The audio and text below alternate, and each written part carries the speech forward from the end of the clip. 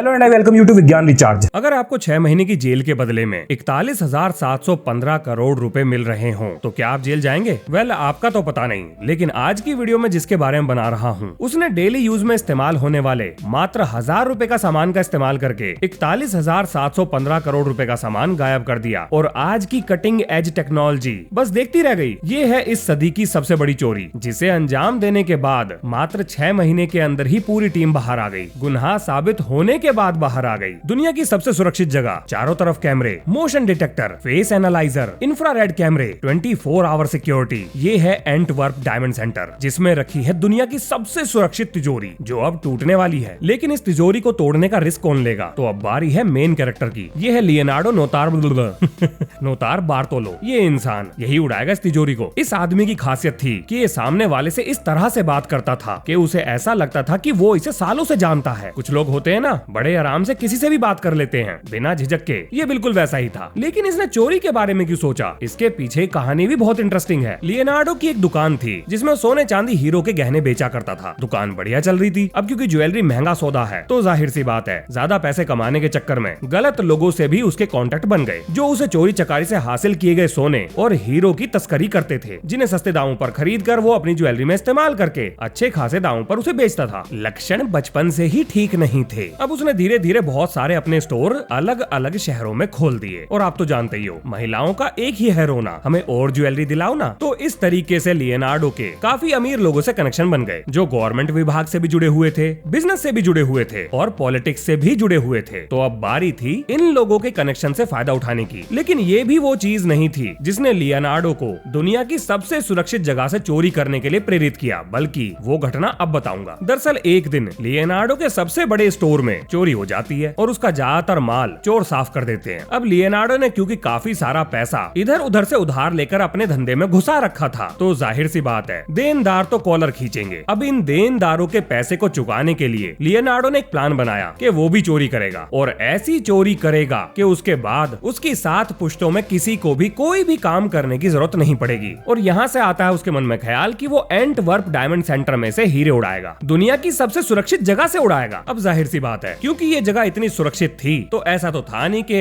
अंदर घुस जाओ, लॉकर खोलो, माल भरो और निकल के आ जाओ। तो अब लियोनार्डो के सामने समस्या थी कि प्लान बनाने से पहले जरा ये आइडिया ले लिया जाए कि एंटवर्प डायमंड सेंटर के आसपास और अंदर कितने लेयर की सिक्योरिटी है और उसे चकमा कैसे दिया जा सकता है। लेकिन ये जानकारी उसे देगा कौन? अंदर का आदमी तो कोई जानकारी नहीं देने वाला था। तो अब एक ही तरीका बचता है कि किसी तरीके से उसे एंटवर्प डायमंड सेंटर में एंट्री मिल जाए, ताकि वो खुद सिक्योरिटी से जुड़ी हुई चीजों के बारे में जानकारी जुटा सके। अब लियोनार्डो अपने राजनीतिक और सरकारी कनेक्शंस का इस्तेमाल करके एक फर्जी डायमंड ट्रेडिंग कंपनी का लाइसेंस हासिल कर लेता है और इस लाइसेंस को लेकर एंटवर्प डायमंड ट्रेडिंग सेंटर में चला जाता है, जहां वो इस लाइसेंस के आधार पर बिल्डिंग के अंदर एक छोटा सा ऑफिस रेंट पर लेता है। दरअसल एंटवर्प डायमंड सेंटर की जो बिल्डिंग थी, इस बिल्डिंग में दुनिया के जितने भी बड़े बड़े डायमंड मर्चेंट थे, सभी का ऑफिस था और सभी के लॉकर भी मौजूद थे। वो लोग अपने सबसे कीमती डायमंड्स को इसी बिल्डिंग के अंदर सुरक्षित जगह पर रखते थे, जो इस आदमी के पहुंचने के बाद सुरक्षित नहीं थी। और अब बारी थी पूरी सिक्योरिटी का जायजा लेना, जिसकी शुरुआत होती है बिल्डिंग के बाहर से। बेल्जियम में स्थित एंटवर्प डायमंड सेंटर दुनिया में सबसे ज्यादा हैवीली गार्डेड जगहों में से एक है, जहां पर आने और जाने का सिर्फ एक ही रास्ता है और सड़क के दोनों कोनों पर टेलीस्कोपिक ब्रेकर लगे हैं। यानी कि अगर कोई अंदर आ गया, गाड़ी या किसी भी तरह का वाहन लेकर आ गया, तो वो बाहर नहीं जा सकता। डायमंड सेंटर के आसपास पुलिस के vehicles, security forces, private security, face recognition technology, motion detectors, CCTV cameras और एक पुलिस स्टेशन भी मौजूद था। बिल्डिंग में एंट्री के मेन गेट पर लगभग 27 कैमरे लगे हुए थे, जिसमें हर कैमरे के लिए अलग मॉनिटर था और हर मॉनिटर पर 24 घंटे नजर रखी जाती थी। ये बिल्डिंग भी 3 ब्लॉक में बटी हुई थी, ब्लॉक ए, ब्लॉक बी और ब्लॉक सी। और बी ब्लॉक के 2 स्टोरी नीचे मौजूद थी वो तिजोरी जिसमें अरबों खरबों का माल भरा पड़ा था। और इस तिजोरी को खोलकर अंदर जाने के लिए 10 लेवल की सिक्योरिटी पार करनी पड़ती थी। इस तिजोरी का दरवाजा लगभग 2 फुट मोटी स्टील की चादर से बना हुआ था और ये मामूली स्टील नहीं था, बल्कि इंडस्ट्री ग्रेड हार्ड स्टील था, जिसमें अगर ड्रिल से छेद किया जाए तो उसे करने में 12 घंटे से भी ज्यादा का समय लगता। ये तो छोड़ दो, इस तिजोरी के नीचे एक सेस्मिक सेंसर भी लगा हुआ था। बोले तो ऐसा जुगाड़ कि अगर किसी ने इस तिजोरी के दरवाजे पर गलती से भी नॉक कर दिया तो पूरी बिल्डिंग के अलार्म बज पड़ेंगे। इसमें एक कॉम्बिनेशन लॉक लगा था, जिसमें 4 नंबर के सेट को मैच करना था और एक सेट में 0 से लेके 99 तक के नंबर इसके फाइल पर दिए हुए थे। आसान भाषा में बोलूं तो लगभग 100 मिलियन कॉम्बिनेशन बस। और अगर ये नंबर सही से नहीं मिलाए गए तो जो चाबी है 2 फुट लंबी चाबी, वो इस दरवाजे के अंदर नहीं जाएगी। अब भैया मान लेते हैं कि अगर किसी ने ये सब भी निपटा लिया तो इस दरवाजे पर एक मैग्नेटिक सेंसर भी लगा हुआ था, यानी कि अगर आपने दरवाजा खोला तो अलार्म बजेगा। आप इस दरवाजे को तोड़ लो, कुछ भी कर लो, खोल नहीं सकते। मतलब अगर आप इसकी जमीन को खोद कर नीचे जाकर सेस्मिक सेंसर को भी बंद करके सब कुछ भी कर लो, 100 मिलियन कॉम्बिनेशन भी लगा लो, डुप्लीकेट चाबी भी बना लो, तो भी दरवाजा नहीं खुलने वाला था, क्योंकि अगर मैग्नेटिक फील्ड डिस्टर्ब हुई तो अलार्म बजने तय थे। चलो मान लेते हैं कि आपने पूरा का पूरा दरवाजा ही उखाड़ लिया, मानने में क्या जाता है। तो जब आप अंदर जाएंगे तो तिजोरी के अंदर light sensor, motion detector, heat sensor, lasers, पूरी दुनिया में पाई जाने वाली हर तरह की सिक्योरिटी आपको पकड़ने का इंतजार कर रही थी। और जब आप इन सारी चीजों से पार पा जाओगे तब आपको सामने रखे हुए मिलेंगे लॉकर्स, जिसमें हर लॉकर में 2 ताले लगे हुए थे जो अलग अलग चाबियों से खुलते थे। अब भैया कौन रिस्क लेगा ऐसी जगह पर डाका डालने का? तो ये रिस्क लिया लियोनार्डो ने। अब सिक्योरिटी के इस पूरे तामझाम को देखना ये एक अलग चीज है, और देखकर इसके अंदर कमी ढूंढकर उस कमी का फायदा उठाना ये दूसरी चीज है। तो लियोनार्डो अपने साथ एक बैग को लेकर गया, जिस बैग में एक बहुत ही छोटा सा कैमरा लगा था, और उसने तिजोरी के अंदर की सारी चीजों की वीडियोग्राफी करनी शुरू कर दी। लेकिन एक गार्ड की नजर हर समय उसके ऊपर बनी हुई थी। पर यही तो बंदे का जादू था। जैसे ही लियोनार्डो पे शक हुआ, एक गार्ड दौड़ता हुआ अंदर पहुंचा और लियोनार्डो ने ऐसा दिखाया कि वो पूरी रात का जगा हुआ था, तो वो अंगड़ाई ले रहा था, इसलिए वो अपने हाथ इधर उधर घुमा रहा था। गार्ड को भी लगा ठीक है, हो सकता है ठीक कह रहा, और बात रफा दफा हो गई और लियोनार्डो वीडियो बनाकर बाहर आ गया। और लगातार 8 महीने तक ये जांच पड़ताल ऐसे ही चलती रही। जब लियोनार्डो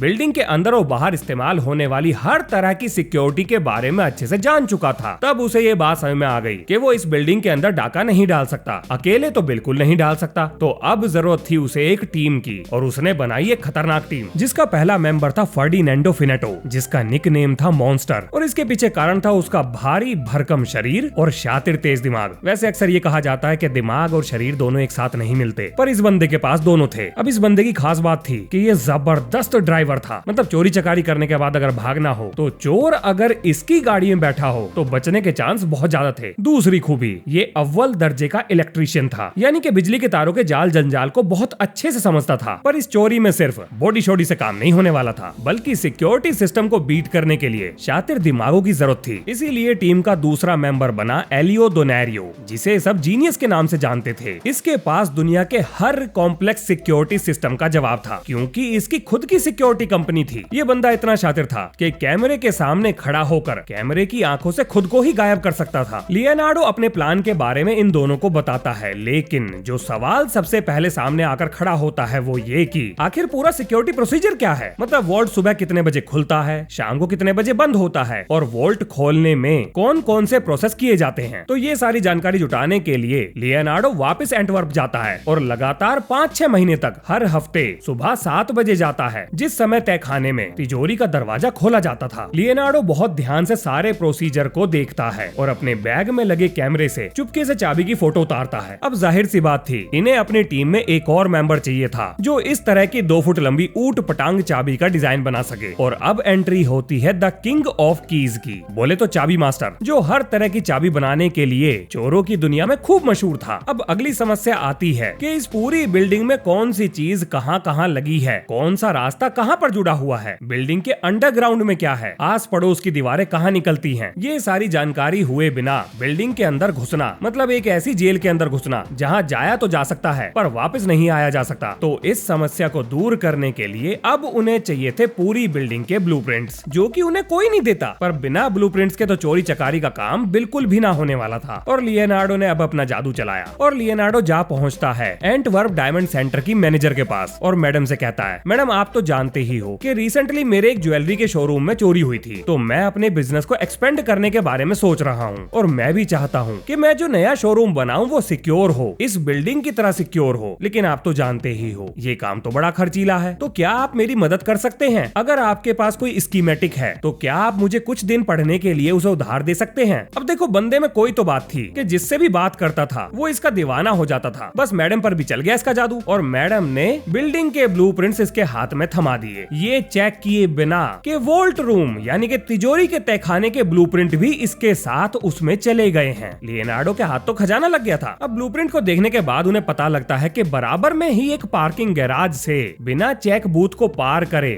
बिल्डिंग के अंदर घुसा जा सकता है। अब इन लोगों का प्लान आगे बढ़ता है, लेकिन इन्हें एक और मेंबर की जरूरत महसूस होती है, क्योंकि अगर मॉन्स्टर बिल्डिंग के इलेक्ट्रिकल सिस्टम को संभालेगा तो गाड़ी चलाने के लिए एक और एक्सपर्ट चाहिए था। और अब एंट्री होती है पिएत्रो तवानो की, जिसको लोग स्पीडी के नाम से जानते थे। ये एक जबरदस्त कार ड्राइवर था। अब लियोनार्डो का एक ही काम था, ज्यादा से ज्यादा जानकारी जुटाना। गार्ड्स किस टाइम आते हैं, किस टाइम जाते हैं, उनकी शिफ्ट कब चेंज होती है और कैमरे रिकॉर्डिंग की टेप्स कहां पर रखी जाती हैं। धीरे धीरे ये सारी जानकारी भी लियोनार्डो के पास इकट्ठी हो जाती है और इन सारी जानकारियों के साथ लियोनार्डो के हाथ एक जबरदस्त चीज लगती है, और वो था ये कि रात के समय जब बिल्डिंग बंद कर दी जाती थी तो तिजोरी के पास कोई भी गार्ड पहरा नहीं देता था, और ज्यादातर मौकों पर सीसीटीवी रूम में भी गार्ड अक्सर रात को सो जाया करते थे। ये तो बहुत जबरदस्त जानकारी थी, क्योंकि अब उन्हें पता लग गया था कि अगर किस्मत ने उनका साथ दिया तो वो एक रात में दुनिया के इतिहास की सबसे बड़ी चोरी निपटा लेंगे, जिसके लिए उन्हें रात के 5 घंटे मिलेंगे। तो अगर उन्होंने अपने समय को सही से इस्तेमाल कर लिया तो बहुत सारे लोग अमीर होने वाले थे। लेकिन अब उनके सामने एक और समस्या आकर खड़ी हो जाती है, वो ये कि ये 10 लेवल की सिक्योरिटी एक ही रात में पार करना लगभग नामुमकिन था। तो अब वो लोग डिसाइड करते हैं कि उनकी टीम में से जीनियस चोरी से एक दिन पहले बिल्डिंग के अंदर जाएगा और जितनी ज्यादा सिक्योरिटी को वो अपने रास्ते से हटा सकता है उसे हटाने की कोशिश करेगा। और यहाँ पर जीनियस लियोनार्डो का कार्ड लेकर बिल्डिंग के अंदर एंट्री करता है, लेकिन वापस नहीं निकलता। अब जीनियस सबसे पहले अपने खुद के माइक्रो सिक्योरिटी कैमरा वहाँ पर लगाता है, ऐसी जगह लगाता है जहाँ से उसे कॉम्बिनेशन के नंबर साफ साफ दिखाई दे सके। और इसके बाद वो काम करता है जिसके लिए उसका नाम पड़ा था जीनियस। वो मैग्नेटिक सेंसर्स को खोलकर बिना उन्हें अलग करे एक एल्यूमिनियम की प्लेट के सहारे एक दूसरे से जोड़ देता है और उसके नीचे एक टेप लगाकर वापस उन्हें दरवाजे पर कस देता है। अब देखिए, ये मैग्नेटिक सेंसर एक मैग्नेटिक फील्ड क्रिएट करते थे, जिसका एक हिस्सा दरवाजे पर और दूसरा साइड में लगा था। अब जैसे ही ये दरवाजा खुलता था तो मैग्नेटिक फील्ड ब्रेक होने की वजह से चारों तरफ के अलार्म बजने लगते थे। लेकिन जब गार्ड इस दरवाजे को खोलते थे तो पहले इस सेंसर को कंट्रोल रूम से बंद किया जाता था। तो जीनियस ने अब एक ऐसा काम किया कि पूरा का पूरा मैग्नेटिक सेंसर बिना अलग करे दरवाजे से निकालकर अलग किया जा सके और किसी को पता भी ना लगे। अब ये सारा काम निपटाने के बाद जीनियस के सामने खड़ी हो गई एक और नई समस्या, और वो थी पार्किंग एरिया का दरवाजा। लेकिन ये दरवाजा इलेक्ट्रॉनिक सेंसर्स की मदद से कंट्रोल किया जाता था। मतलब अगर गार्ड हो तो वो बटन दबाकर दरवाजा खोल सकता था, लेकिन अगर इसे ऑटो मोड पर लगा दिया जाए तो बिना इसके इलेक्ट्रॉनिक सेंसर को डिस्टर्ब किए अगर ये दरवाजा खोलने की कोशिश की जाती तो चारों तरफ के अलार्म बज पड़ते। यानी कि जीनियस को एक ऐसी फ्रीक्वेंसी पता करनी थी जो इस इलेक्ट्रॉनिक सर्किट को संभाल सके। पर जीनियस तो जीनियस था, उसने ये भी कर दिया। और अब रह जाता है उस आदमी का काम जिसने ये सब शुरू किया था, यानी लियोनार्डो। लियोनार्डो को हीट और मोशन सेंसर्स को बेकार करना था, जो कि तिजोरी के अंदर जाकर ही किया जा सकता था। और इस चीज के लिए लियोनार्डो ने इस्तेमाल किया हेयर स्प्रे। और क्योंकि किस्मत उसके साथ थी तो जिस समय उसने ये काम किया किसी की नजर भी उस पर नहीं गई और हीट और मोशन सेंसर्स बेकार हो गए बिना किसी को पता लगे। और अब आती है चोरी की रात। ये जीनियस के द्वारा पता की गई फ्रीक्वेंसी का इस्तेमाल करके गैराज का दरवाजा खोलते हुए अंदर घुस जाते हैं। और क्योंकि चाबियों का जादूगर इनके साथ था तो वो यूनिवर्सल की का इस्तेमाल करके सारे दरवाजों को एक एक करके बड़े आराम से खोल रहे थे। और क्योंकि ब्लूप्रिंट्स उनके पास थे तो उन्हें मालूम था कि कब किस दरवाजे से उन्हें निकलना है। और वो धीरे धीरे वोल्ट रूम यानी तिजोरी के पास पहुंच जाते हैं। अब जीनियस सबसे पहले दरवाजे से मैग्नेटिक सेंसर अलग करता है और कमरे में लगे हुए सारे कैमरों के ऊपर काला कपड़ा ढक देता है। और अब आती है अगली समस्या, यानी कि कॉम्बिनेशन लॉक, जिसकी जिम्मेदारी उठाता है मॉन्स्टर। अब जो चाबी लेकर वो लोग अपने साथ आए थे वो चाबी फिट नहीं होती, सबके गले सूख गए। उन्हें लगा कि वो पकड़े जाएंगे, लेकिन लियोनार्डो को ये बात अच्छे से मालूम थी कि गार्ड्स इस तिजोरी की चाबी को यूटिलिटी बॉक्स के अंदर रखते हैं, जहाँ पहुँचना मुश्किल काम नहीं था। और ये फटाफट असली चाबी का इंतजाम करके दरवाजे को खोलते हैं। अब क्योंकि तिजोरी के अंदर लाइट सेंसर्स भी लगे हुए थे तो इन लोगों को यहाँ की बिजली काटनी थी, जो कि मॉन्स्टर बड़े आराम से कर लेता है। और ये नाइट विजन गॉगल का इस्तेमाल करके अंदर घुस जाते हैं। और अब सबसे पहला काम था इस कमरे के अंदर लगे हुए हीट और मोशन सेंसर्स को पूरी तरह से बंद करना। ये लोग बड़े आराम से बिल्कुल भी अपनी जगह से हिले बिना सारे लाइट सेंसर्स को कवर कर देते हैं। और क्योंकि लियोनार्डो ने स्प्रे मारकर हीट सेंसर की सेंसिटिविटी कम कर दी थी तो इन्हें इतना मौका मिल जाता है कि ये उसके पास जाकर उसे स्टायरोफोम से ढक सके, जिससे हीट सेंसर कमरे में हो रही गतिविधियों को ना पकड़ पाए। भाई साहब कमाल हो गया। गया था। मुश्किल से 1000-1500 का घर में इस्तेमाल होने वाला सामान दुनिया की सबसे बेहतरीन टेक्नोलॉजी पे भारी पड़ रहा था। अब सब कुछ सेट हो चुका था, इन्हें बस डिपॉजिट बॉक्सेस खोलने थे, जिसके लिए इन्होंने इस्तेमाल किया पुली खींचने वाले जुगाड़ का। और जो लोग मोटर के बारे में अच्छे से जानते हैं तो मोटर पर लगी हुई पुली को खींच कर उतारा जाता है, जिसके लिए एक स्क्रू शेप का जुगाड़ इस्तेमाल किया जाता है। और इन्होंने भी उसी जुगाड़ का इस्तेमाल किया था और धड़ाधड़ डिपॉजिट बॉक्सेस खींच के बाहर निकालने लगे। चोरी करी, माल भरा, सिक्योरिटी की फुटेज उड़ा ली और गाड़ी में बैठ के रफा दफा। दुनिया की सबसे बड़ी चोरी बड़े आराम से अंजाम दे दी गई थी। अब उन्हें मालूम था कि पुलिस उनके पीछे जरूर आएगी, तो अब उन्हें लियोनार्डो के अपार्टमेंट में इस चोरी से जुड़ी हुई हर चीज को पूरी तरह से खत्म करना था। तो वो सारा कचरा भर के स्पीडी की कार में डालकर उसे ठिकाने लगाने के लिए आगे बढ़ते हैं। अब क्योंकि समय रात का था तो ये सुनसान जगह की तलाश में निकल पड़ते हैं, लेकिन स्पीडी के ऊपर डर हावी हो जाता है। वो बहुत ज्यादा घबरा जाता है। वो जल्दी से जल्दी इस सारे सामान से छुटकारा पाना चाहता था, तो एक सुनसान जगह पर वो गाड़ी रोककर इस सारे कबाड़े को ऐसे ही फेंकने लगता है। लियोनार्डो उसे रोकता है कि वो ऐसे ही किसी भी जगह पर इस सामान को नहीं फेंक सकते, लेकिन स्पीडी ने आधा कचरा फेंक दिया था, तो और कोई चारा ना देखकर वो सारा कचरा वहीं पर डंप कर देते हैं। अगले दिन एंटवर्प डायमंड सेंटर खुलता है और सबके होश उड़ जाते हैं। सिक्योरिटी की हर लेयर कॉम्प्रोमाइज हो चुकी थी और दुनिया की सबसे बड़ी डकैती बड़े आराम से लग चुकी थी और पूरे $500 बिलियन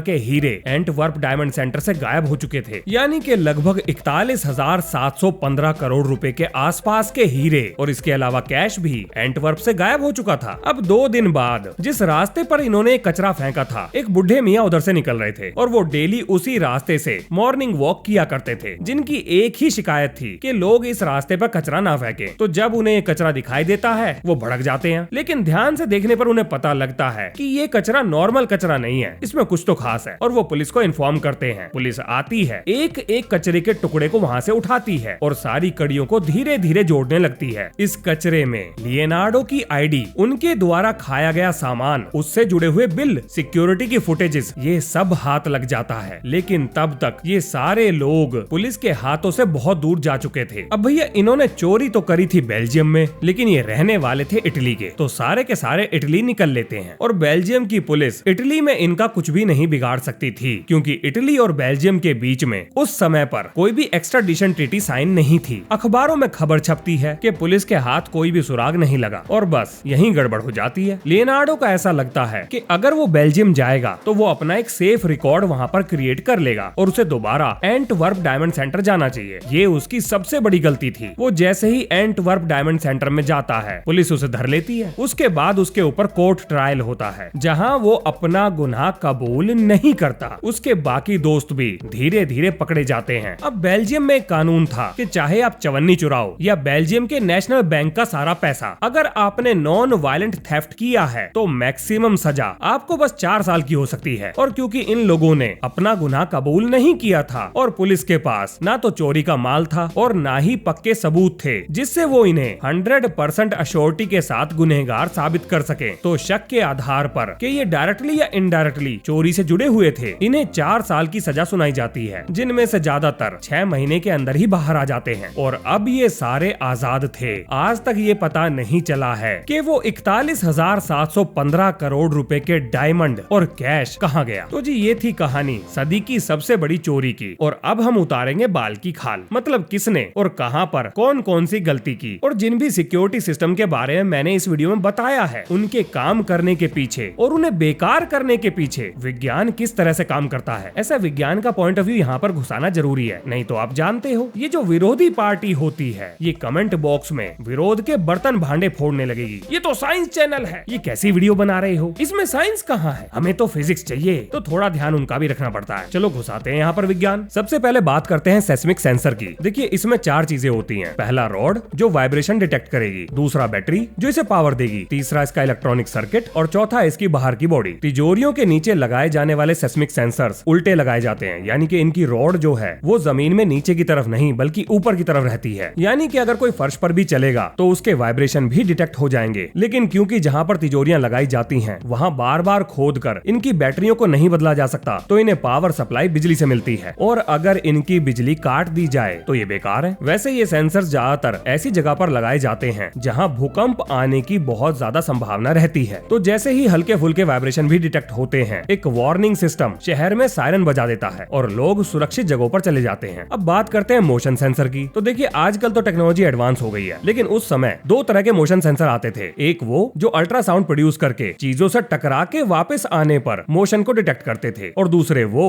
जो चीजों के द्वारा जो हीट सिग्नेचर रेडिएट किए जा रहे थे उन्हें डिटेक्ट करते थे। मान लीजिए कमरे में कोई नहीं है, तो जाहिर सी बात है जब अल्ट्रासाउंड छोड़ा जाएगा तो बार बार हर चीज से टकराकर वापस आने में उसे फिक्स टाइम लगेगा, यानी कि कोई भी चीज अपनी जगह से नहीं हिल रही। लेकिन अगर कोई कमरे में एंट्री करता है और उसके शरीर से अल्ट्रासाउंड टकराकर वापस आता है तो सेंसर डिटेक्ट कर लेगा कि कमरे में हलचल हुई है। अब यहाँ पर आप ये भी कह सकते हो कि भैया अल्ट्रासाउंड तो बॉडी को पेनिट्रेट कर सकता है, यानी कि आर पार जा सकता है। बिल्कुल सही बात है, लेकिन अल्ट्रासाउंड ऐसा कब करेगा? जब आप उसकी फ्रीक्वेंसी रेंज को छेड़ोगे। अगर आप उसकी फ्रीक्वेंसी को ऐसे मैनेज कर लो कि वो बॉडी को पेनिट्रेट ना करे बल्कि रिफ्लेक्ट हो जाए, तो वो बड़े आराम से हो जाएगा। अब बात करते हैं दूसरे तरीके के मोशन डिटेक्टर्स के बारे में। देखिए ये मोशन डिटेक्टर अपने फील्ड ऑफ व्यू को छोटे छोटे पिक्सल्स में बांट देते हैं, बोले तो स्क्वायर खांचों में। अब क्योंकि एक मशीन है तो इसके लिए हर खांचे का रंग बिल्कुल फिक्स है, लेकिन जैसे ही मोशन होगा तो जाहिर सी बात है बहुत सारे पिक्सल्स का रंग अचानक से बदलना शुरू कर देगा और इसे ये मोशन समझेगा और अलार्म बज पड़ेगा। तो इन्हें बेकार करने का तरीका क्या है? किसी भी ऐसी चीज की परत जो इनके द्वारा देखे जा रहे पिक्सल्स के रंग में फर्क ना पता लगने दे, बड़ी आसानी से इन्हें ब्लॉक कर सकती है। उदाहरण के लिए अगर आप ग्रीस लगा दें, तो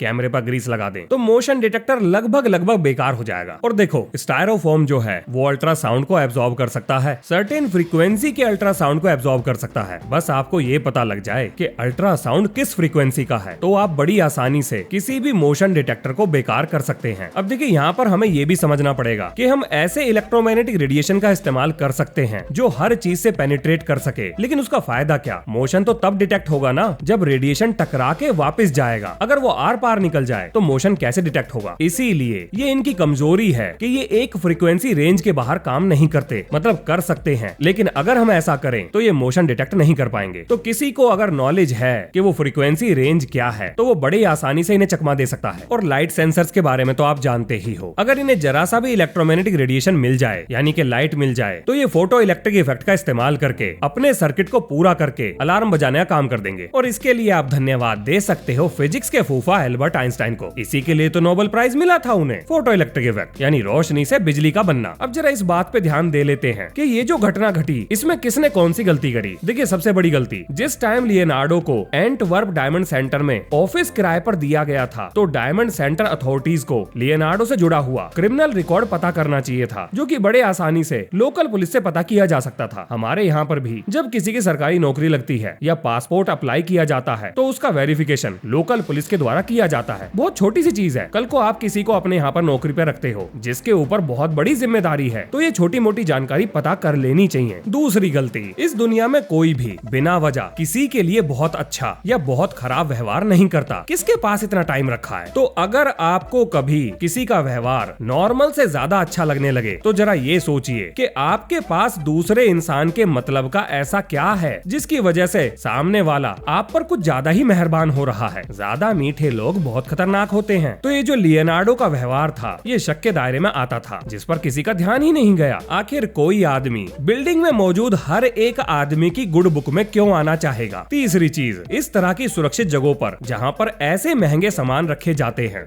टाइम पर सिक्योरिटी ऑडिट होना चाहिए, अचानक से होना चाहिए, ताकि सिक्योरिटी में पाई जाने वाली कमियों को दूर किया जा सके और समय के साथ साथ सिक्योरिटी को अपग्रेड किया जा सके। चौथी चीज जो कि लियोनार्डो पे लागू होती है, किसी भी सुधरी हुई चीज को और सुधारने की कोशिश नहीं करनी चाहिए। उदाहरण के लिए जब लियोनार्डो ने चोरी कर ली थी, पैसा उसके हाथ लग गया था, वो दूसरे देश में जा चुका था, तो वापस आने की क्या जरूरत थी? अगर दुनिया को उस पर शक हो भी जाता है तो अखबारों की हेडलाइन से ये बात साफ साफ हो चुकी थी कि एंटवर्प की अथॉरिटीज लियोनार्डो पे दोष नहीं लगा रही थी, अपनी इज्जत को बचाने के लिए नहीं लगा रही थी, क्योंकि अगर वो लियोनार्डो के ऊपर इल्जाम लगाते तो उनके ऊपर ही क्वेश्चन मार्क लग जाता कि कैसे एक आदमी उनके यहाँ पे घुसता है और उनकी नाक के नीचे से इतना सारा माल लेकर उड़ जाता है। तो क्या जरूरत थी वापस जाने की? जो काम एक बार परफेक्शन से हो गया उसे और परफेक्ट करने की जरूरत नहीं है। देखिए मैं यहाँ पर लियोनार्डो के द्वारा किए गए चोरी को जस्टिफाई नहीं कर रहा हूँ, बल्कि ये रियल लाइफ एग्जांपल्स हैं। छोटी छोटी गलतियाँ बड़े नुकसान का कारण बनती हैं। सावधानी हटी तो दुर्घटना घटी। तो इसी नोट के संग ये है इस वीडियो का अंत। मिलते हैं नेक्स्ट वीडियो में। जय हिंद, जय भारत।